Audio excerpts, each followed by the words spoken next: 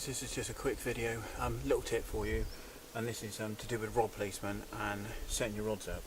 So this is focused around snag fishing basically. So I just wanted to go through, as you can see, if you look at the rods here, we've got the tips in the air, butts on the ground.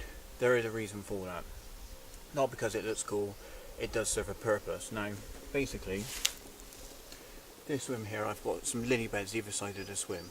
So not super big heavy snags, but still something the fish are potentially going to go for. You know what they're like, their instincts are going to go for cover, they're going to want to try and shed that hook, they're going to basically be heading straight for those lilies, they're going to try and do me in. I'm using a peg as a back rod rest, and the reason for this is I can lock the rods down a lot stronger with a peg than if I was to use a rod rest in the traditional sense with like a butt grip.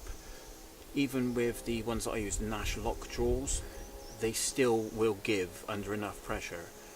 They're great for general fishing, they're great for sort of open water when you're using a sort of a lighter clutch where you're letting the fish run, or even sort of in sort of weed maybe when you want to have a little bit of a tightness in that clutch so that they're not going to be able to get too far and they come up in the water on the run. But when you're fishing in a situation when you don't want the fish really to move an inch and you just want them to basically kite on that tight line, hopefully away from the snags, this is what I use. It's just lean the rods on the ground as so, and just push that in.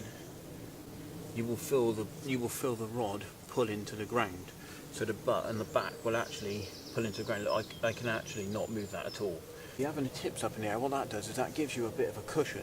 So when the fish takes the line, I'm using a semi-slack line, so when it pulls up tight, hits that clutch, it ain't going anywhere.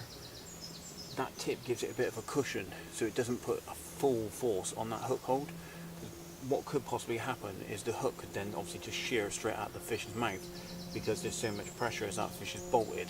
But having the rods up in the air, instead of pointing it directly at the rod, directly at the spot and directly at the hook, what this does is it creates a bit of a spring, so it kind of absorbs some of those lunges, stops as much pressure being applied to that hook so that the hook's not going to just pull out.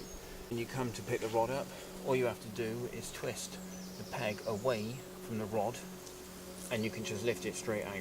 It acts as a bit of a lockdown back rod rest, but it's a lot lighter and a lot simpler way of doing it instead of carrying around another back rod rest.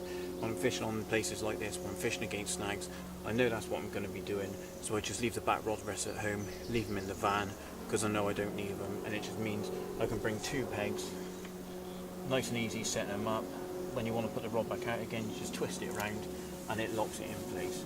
If you really were unsure and you had some severe snags, you're fishing really sort of heavy line, maybe you're fishing braid or something like that, you could double peg it if you really wanted to, just to be sure.